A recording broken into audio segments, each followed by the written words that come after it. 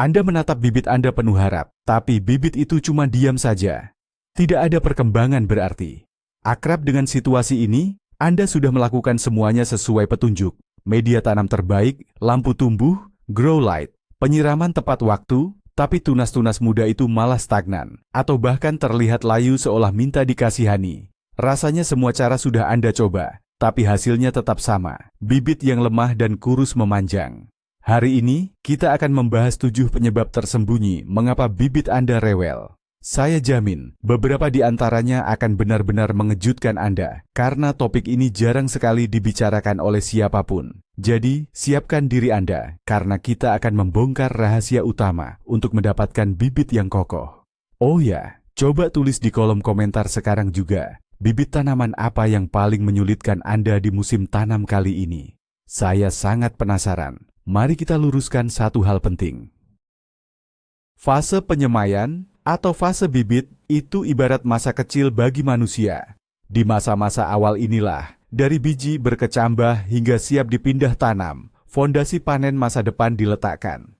Stres sekecil apapun, hal remeh yang kelihatannya sepele, bisa berdampak buruk nanti, seperti bunga yang lemah, bakal buah yang rontok, atau hasil panen yang minim.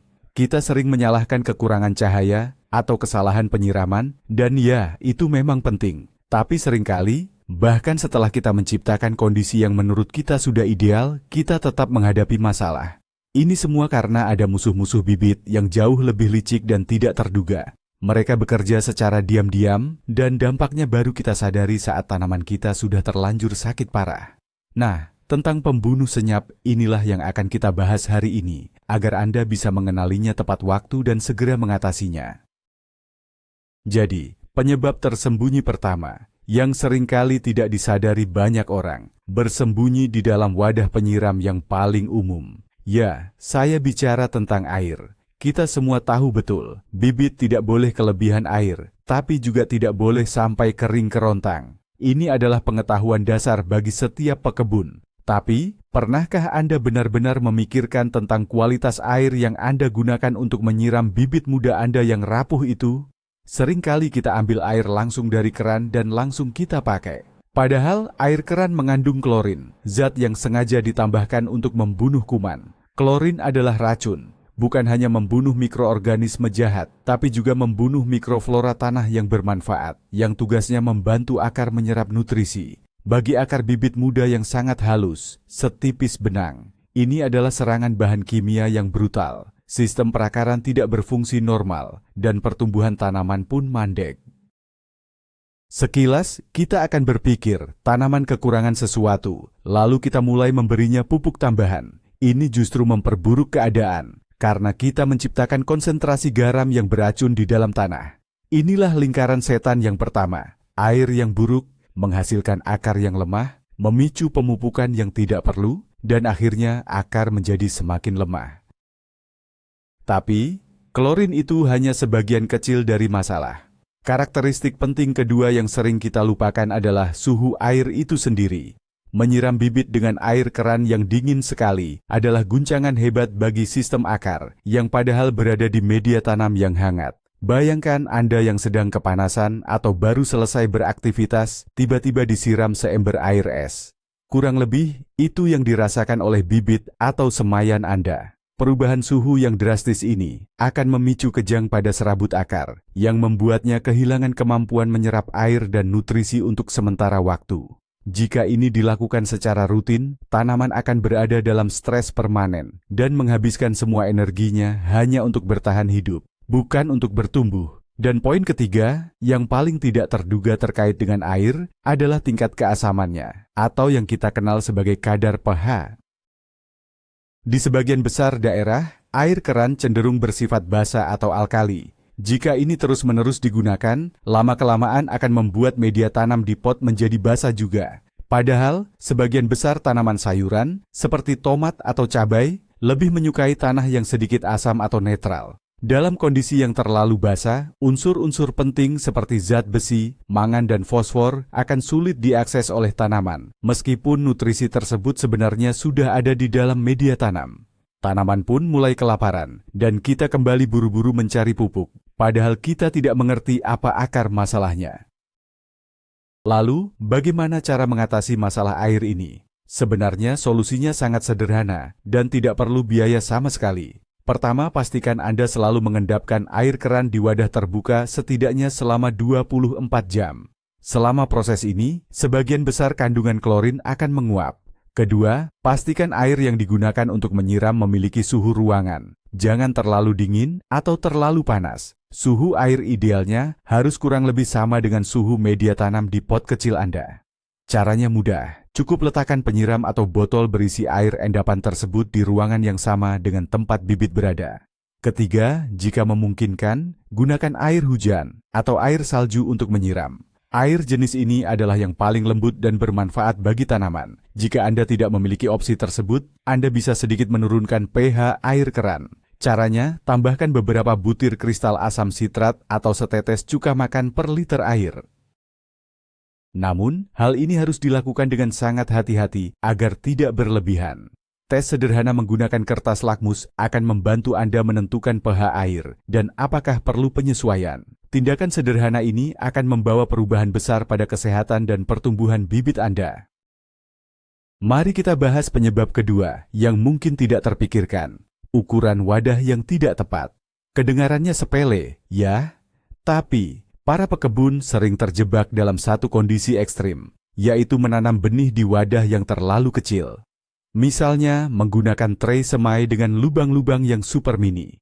Ya, di awal-awal memang praktis dan menghemat tempat di jendela atau rak. Tapi masalahnya, akar itu tumbuh sangat cepat. Hanya dalam beberapa minggu, akar akan mulai berdesakan. Mereka akan melilit membentuk gumpalan padat, menabrak dinding dan dasar wadah. Tanaman akan sadar bahwa ruang pertumbuhannya terbatas. Secara naluriah, ia akan memperlambat perkembangannya. Tidak hanya pada sistem akar, tetapi juga pada bagian atasnya, batang dan daun. Anda mungkin tidak menyadari hal ini, tetapi waktu berharga sudah terbuang sia-sia.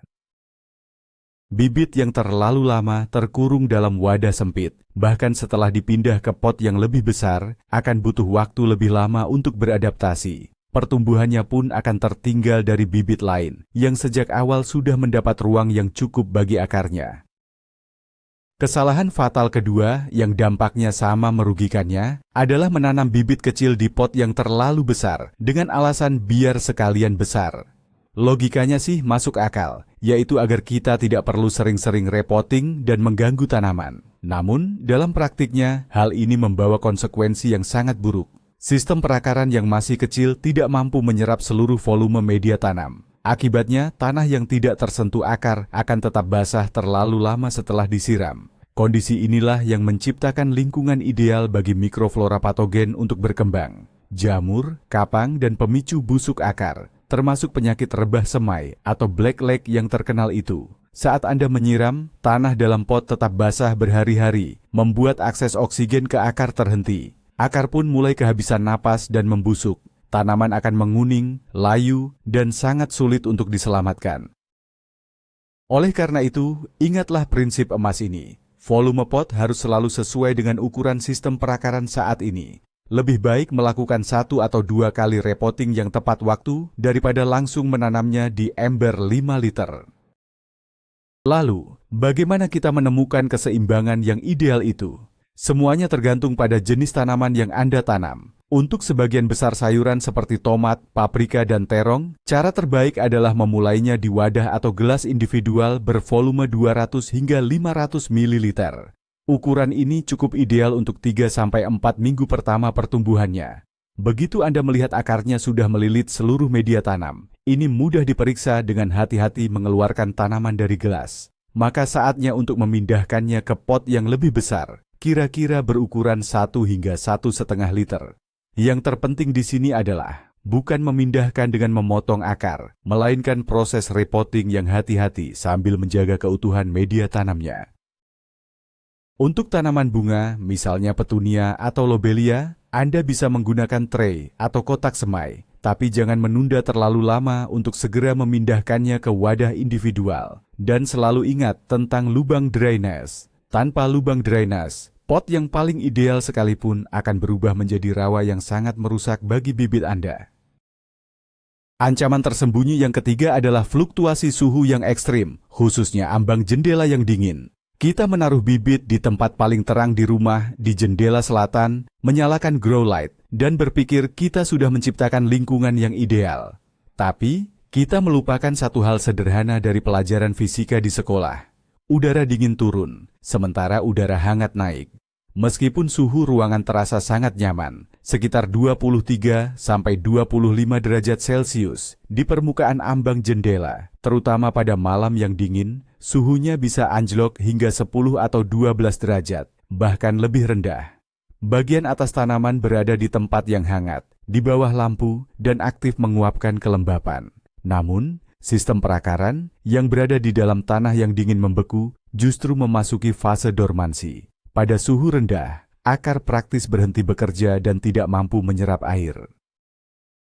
Maka terjadilah yang disebut kekeringan fisiologis. Daun terus menguapkan air, sementara akar tidak bisa menyuplai air baru. Akibatnya bibit mulai layu, meskipun tanah di dalam potnya mungkin masih terlihat basah. Daun juga bisa berubah warna menjadi keunguan. Ini adalah sinyal kekurangan fosfor, karena fosfor tidak dapat diserap oleh tanaman dari tanah yang suhunya terlalu dingin. Selain dinginnya ambang jendela, perubahan suhu drastis antara siang dan malam juga sama berbahayanya. Siang hari, di bawah sinar lampu atau matahari, wadah-wadah ini menjadi panas. Namun, saat malam tiba, ketika suhu di luar turun drastis dan pemanas ruangan bekerja lebih lemah, wadah dan tanahnya akan mendingin dengan cepat. Fluktuasi suhu yang ekstrem ini merupakan stres yang luar biasa bagi setiap tanaman muda. Bibit menghabiskan seluruh energinya bukan untuk membentuk daun dan akar baru, melainkan untuk beradaptasi dengan kondisi yang terus berubah. Akibatnya, pertumbuhannya melambat, imunitasnya menurun, dan bibit menjadi sasaran empuk berbagai penyakit. Kita sering bertanya-tanya, mengapa bibit terlihat lemah dan pucat, lalu mencari penyebabnya pada pemupukan atau penyakit. Padahal kita tidak menyadari bahwa musuh utama mereka adalah hawa dingin yang menyerang akarnya. Faktor ini sangat kritis, terutama bagi tanaman yang menyukai panas, seperti cabai, terong, dan mentimun. Bagi jenis tanaman ini, suhu tanah di bawah 18 derajat Celcius sudah dianggap fatal dan akan menghambat semua proses penting bagi kehidupannya. Mengatasi masalah ambang jendela, kusen yang dingin itu sangat mudah. Cara paling efektif adalah dengan meletakkan bahan isolasi panas di bawah baki atau wadah tempat Anda menyemai bibit. Bahan-bahan tersebut bisa berupa selembar styrofoam, busa, beberapa lapis kardus, matras alas piknik atau yoga, lapisan dasar untuk lantai laminasi, atau bahkan hanya tumpukan koran bekas. Lapisan apapun yang Anda gunakan akan menciptakan penghalang udara antara kusen yang dingin dan dasar pot, sehingga suhu di zona akar tetap terjaga kehangatannya. Selain itu, wajib periksa apakah ada angin atau hembusan udara yang masuk dari celah-celah jendela. Jika ada kebocoran udara, Anda harus segera menutupnya. Anda bahkan bisa memasang stiker atau lapisan penghemat panas pada kaca yang berfungsi memantulkan kembali panas ke dalam ruangan. Ada tes sederhana, sentuh pot atau wadah semaian bibit Anda di pagi hari. Jika terasa dingin sekali, seperti es, itu tandanya Anda harus segera mengambil tindakan. Setelah bibit Anda mendapatkan kaki yang hangat, zona akar yang hangat, Anda akan melihat perubahannya hanya dalam beberapa hari. Pertumbuhannya akan kembali aktif, dan daun-daunnya akan kembali hijau dan sehat.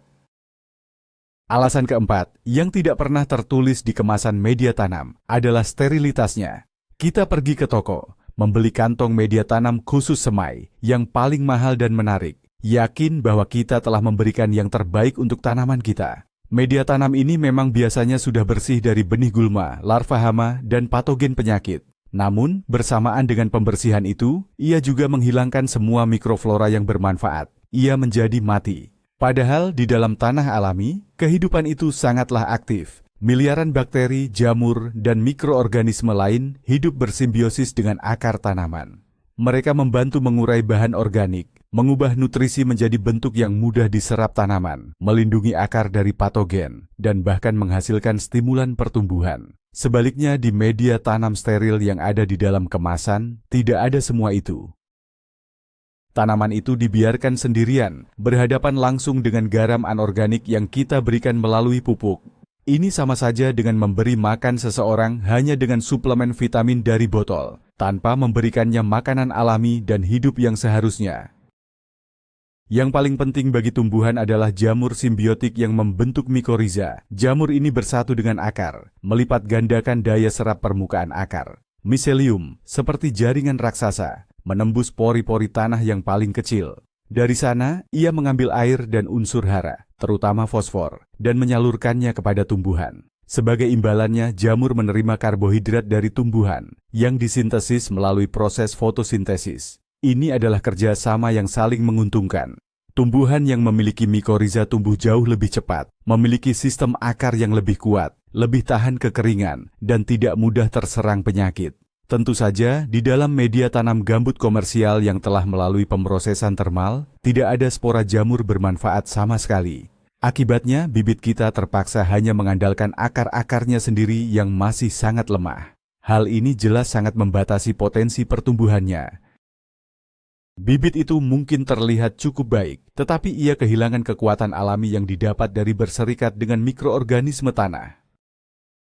Untungnya, menghidupkan kembali media tanam yang kita beli di toko itu cukup mudah. Kita bisa menggunakan biopreparat khusus yang mengandung spora jamur baik dan koloni bakteri menguntungkan. Contohnya preparat yang berbahan dasar Trichoderma atau Bacillus subtilis.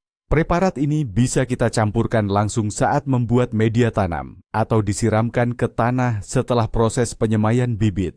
Trichoderma tidak hanya membantu tanaman menyerap nutrisi, tetapi juga sangat efektif dalam melawan jamur patogen penyebab busuk akar. Selain itu, kita juga bisa menambahkan sedikit tanah hidup dari kebun Anda, asalkan Anda yakin tanah tersebut sehat, atau menambahkan biohumus garis miring kascing berkualitas baik. Ini akan memperkaya campuran media tanam dengan mikroflora yang bermanfaat. Penggunaan zat aditif hidup seperti ini bukan sekadar pupuk tambahan, tetapi merupakan investasi jangka panjang untuk kesehatan dan imunitas bibit Anda sepanjang musim tanam. Anda menciptakan lingkungan yang hidup, seimbang, dan sedekat mungkin dengan kondisi alami. Sebagai imbalannya, tanaman pasti akan membalas budi Anda dengan pertumbuhan yang kuat dan hasil panen melimpah di masa depan. Penyebab kelima adalah serangan hama yang tidak terlihat. Kadang kita melihat bibit layu tanpa sebab yang jelas. Daun menguning, pertumbuhan terhenti, dan tanaman terlihat stres. Kita cari-cari kutu daun atau tungau laba-laba di daunnya, tapi tidak ketemu apa-apa. Itu karena musuh sebenarnya bersembunyi, bukan di permukaan, melainkan di dalam tanah. Yang kita bicarakan ini adalah larva dari hama tanah, seperti lalat jamur atau fungus gnat. Hama dewasa adalah nyamuk-nyamuk kecil berwarna hitam yang terlihat tidak berbahaya, hanya terbang di sekitar pot. Banyak orang mengabaikan keberadaan mereka. Namun, yang berbahaya bukanlah hama dewasa tersebut, melainkan larvanya. Cacing kecil berwarna putih dengan kepala hitam yang berkembang biak di tanah yang lembab. Awalnya, mereka memakan materi organik yang membusuk. Tapi begitu sumber makanan itu menipis, mereka dengan senang hati beralih ke akar-akar muda bibit kita yang lembut. Larva ini menggerogoti serat-serat akar, meninggalkan luka mikroskopis. Luka inilah yang menjadi pintu masuk bagi patogen penyebab berbagai jenis pembusukan. Akibatnya, sistem perakaran berhenti berfungsi, dan tanaman pun perlahan mati karena kekurangan nutrisi dan infeksi penyakit. Jadi, bagaimana kita melawan hama tersembunyi ini? Jawabannya dimulai dari pencegahan. Lalat-lalat jamur ini sangat betah di media tanam yang terlalu lembab. Oleh karena itu, aturan emasnya adalah, jangan pernah menyiram bibit Anda secara berlebihan. Biarkan lapisan atas tanah mengering sebelum Anda menyiram lagi. Anda bisa menutup permukaan media tanam di pot-pot kecil itu dengan lapisan tipis pasir yang sudah disterilkan atau diatomaceous earth, diatomit. Ini akan menciptakan penghalang yang menghalangi lalat betina meletakkan telurnya di tanah yang basah. Untuk menangkap hama dewasa yang sudah terbang, gunakanlah perangkap lengket berwarna kuning. Namun, jika larvanya sudah terlanjur muncul, Anda bisa menyiram media tanam dengan insektisida biologis khusus yang berbahan dasar jamur atau bakteri predator. Ini aman untuk tanaman, tetapi sangat mematikan bagi hama. Sebagai upaya terakhir, Anda boleh menggunakan insektisida kimia sistemik. Namun, karena ini adalah bibit, kami sarankan untuk selalu mengutamakan metode biologis. Pastikan Anda memeriksa tanaman Anda secara rutin, dan jangan hanya fokus pada daunnya, tapi perhatikan juga kondisi medianya. Ingat, terkadang untuk melihat sumber masalah, Anda perlu menggali sedikit lebih dalam. Alasan keenam, dan mungkin yang paling misterius adalah alelopati. Walaupun kedengarannya seperti istilah ilmiah yang rumit, sebenarnya konsepnya mudah. Alelopati adalah interaksi kimia antara tanaman. Tanaman bisa melepaskan berbagai zat, disebut kolin, melalui akar dan daun ke lingkungan sekitar.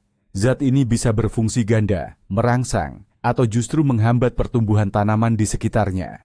Di alam, ini adalah salah satu mekanisme alami tanaman untuk bersaing memperebutkan sumber daya. Kita mungkin sudah terbiasa mempertimbangkan kecocokan tanaman saat menanam di kebun atau lahan. Namun, kita sering lupa menerapkan prinsip ini pada tahap pembibitan atau saat masih berupa semaian. Padahal bibit muda sangat sensitif terhadap sinyal kimia ini. Jika tanaman antagonis, tanaman yang saling bermusuhan, ditanam dalam satu wadah yang sama atau diletakkan di pot-pot yang berdekatan di ambang jendela, mereka benar-benar bisa saling meracuni satu sama lain. Contohnya, adas, fennel, dan artemisia garis miring absin, wormwood, dikenal bisa menekan pertumbuhan hampir semua tanaman di dekatnya. Demikian pula, tomat tidak terlalu suka bertetangga dengan mentimun dan kentang, bahkan sejak mereka masih berupa bibit kecil. Salah satu contoh klasik dari penekanan alelopati yang sering kita jumpai adalah saat kita menanam cabai dan tomat berdekatan. Meskipun keduanya dari famili yang sama, yaitu Solanaceae, cairan yang dilepaskan akarnya, zat eksudat, bisa berefek negatif satu sama lain jika jarak tanamnya terlalu rapat. Cabai atau paprika biasanya menjadi korban utama karena pertumbuhan alaminya cenderung lebih lambat dari tomat. Tomat yang sifatnya lebih kuat dan agresif ini berpotensi besar menghambat laju pertumbuhan cabai. Contoh lain yang menarik adalah bunga marigold. Kita tahu marigold hebat dalam mengusir hama, namun ternyata zat yang dikeluarkan akarnya juga bisa memperlambat pertumbuhan tanaman sayuran tertentu, seperti kacang-kacangan. Bahkan dalam satu jenis tanaman yang sama, misalnya menanam bibit tomat, tapi dengan varietas yang berbeda, persaingan tetap bisa muncul. Varietas yang sifatnya indeterminate, tumbuh tinggi dan kuat, bisa menekan pertumbuhan varietas yang determinate atau berpostur pendek. Intinya, tanaman bisa merasakan kehadiran tetangga mereka dan langsung memulai persaingan, baik itu berebut cahaya maupun ruang di dalam tanah, bahkan sebelum kondisi fisiknya benar-benar terasa sesak. Bagaimana cara menghindari masalah alelopati? Kiat utamanya, jika memungkinkan, tanamlah bibit dari jenis tanaman yang berbeda di wadah yang terpisah, dan sebisa mungkin jangan letakkan mereka saling berdempetan. Jika ruang di ambang jendela terbatas, kelompokkan tanaman berdasarkan keluarganya. Tomat dengan tomat, cabai dengan cabai, dan kubis dengan kubis. Jangan menabur benih dari berbagai jenis tanaman dalam satu kotak, meskipun Anda berpikir itu bisa menghemat tempat. Ingatlah bahwa perang kimia tak terlihat di antara mereka bisa dimulai jauh sebelum daun-daun mereka mulai bersentuhan. Pelajari tabel kompatibilitas tanaman. Tentu saja, pada tahap bibit, pengaruh ini tidak sekritis ketika sudah ditanam di bedengan. Namun, bagi anakan yang sudah lemah, hal ini bisa menjadi pemicu yang memperlambat atau menghentikan pertumbuhannya. Hargailah ruang pribadi setiap tanaman hijau kesayangan Anda, dan mereka akan membalasnya dengan pertumbuhan yang serempak dan harmonis. Dan yang terakhir, penyebab ketujuh yang seringkali kita timbulkan sendiri adalah stres akibat cara pemindahan atau transplanting yang keliru. Pemindahan bibit yang disertai pemotongan ujung akar tunggang, biasa disebut pikirovka, selalu menimbulkan tekanan yang sangat besar bagi tanaman. Ini karena kita merusak sistem perakaran, dan tanaman akan membutuhkan waktu serta energi ekstra untuk pulih kembali. Jika dilakukan pada waktu yang tidak tepat, atau dengan kurang hati-hati, kita bisa menyebabkan kerusakan yang tidak bisa diperbaiki. Pemindahan yang terlalu cepat, sebelum daun sejati bibit terbentuk sempurna, justru bisa membunuhnya. Sementara jika terlalu terlambat, di mana akar sudah saling melilit dan membentuk gumpalan padat, akan menyebabkan kerusakan parah dan terhambatnya pertumbuhan dalam jangka panjang. Setelah dipindah, tanaman bisa mengalami syok atau sakit selama seminggu, bahkan 2 minggu, dan ini membuang waktu tanam yang berharga. Dalam periode ini, tanaman menjadi sangat rentan terhadap penyakit dan berbagai faktor lingkungan yang tidak menguntungkan. Oleh karena itu, banyak ahli pertanian modern menyarankan untuk tidak lagi melakukan pikirovka sama sekali dan beralih ke metode pemindahan blok, yaitu memindahkan tanaman tanpa mengganggu bola akar. Pemindahan pot atau repotting adalah metode yang lebih hati-hati, di mana tanaman dipindahkan dari wadah yang lebih kecil ke yang lebih besar bersamaan dengan bola tanahnya tanpa merusak sistem akar. Meskipun begitu, ada saja kesalahan yang bisa terjadi.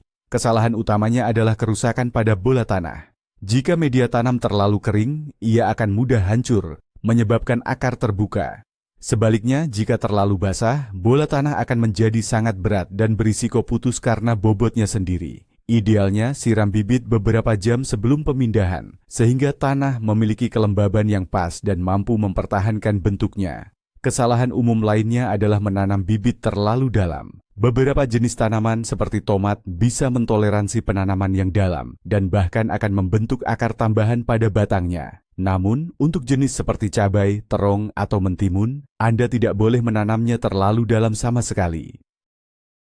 Leher akar mereka bisa membusuk, yang pada akhirnya akan membunuh tanaman. Tanaman-tanaman ini harus ditanam kembali pada ketinggian yang sama dengan level pertumbuhan mereka sebelumnya.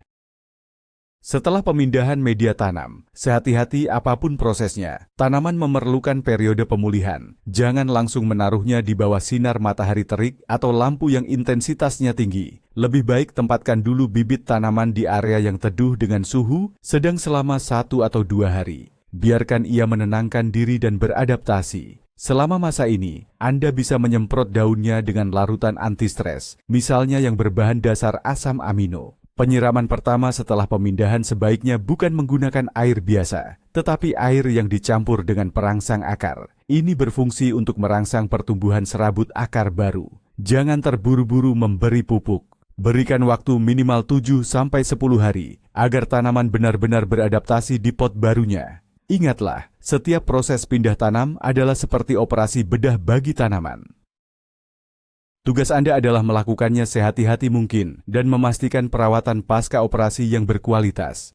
Dengan begitu, stresnya akan minimal dan bibit tanaman akan cepat tumbuh, segera menjelajahi media tanam barunya. Jadi, seperti yang Anda lihat, dunia persemaian itu jauh lebih kompleks dan menarik daripada kelihatannya. Ini bukan cuma soal yang standar-standar saja, seperti cahaya, panas, dan air. Kualitas air, ukuran pot yang tepat di setiap fase pertumbuhannya, perlindungan dari dinginnya ambang jendela, media tanam yang hidup dengan mikroba yang bermanfaat, hama tak terlihat di dalam tanah, perang kimia antar tanaman tetangga, hingga stres saat proses pindah tanam. Inilah 7 penyebab tersembunyi yang bisa menggagalkan semua upaya Anda. Poin utamanya adalah, perhatikan detailnya. Seringkali, kegagalan bukan karena Anda salah secara keseluruhan, tapi karena hal-hal kecil yang luput disebutkan dalam artikel atau video populer. Ingat, tanaman adalah makhluk hidup yang bereaksi terhadap perubahan sekecil apapun di lingkungannya. Terima kasih banyak sudah menonton video ini sampai habis. Jika Anda merasa mendapatkan informasi baru dan bermanfaat, jangan lupa tekan tombol like dan subscribe ke channel ini, agar tidak ketinggalan episode-episode berikutnya. Dukungan Anda sangat berarti bagi kami. Nah, sekarang pertanyaan utamanya. Dari ke-7 alasan tersembunyi tadi, mana yang paling mengejutkan bagi Anda? Faktor apa yang pernah Anda alami tapi tidak tahu penyebabnya? Bagikan pengalaman Anda di kolom komentar. Mari kita diskusikan bersama.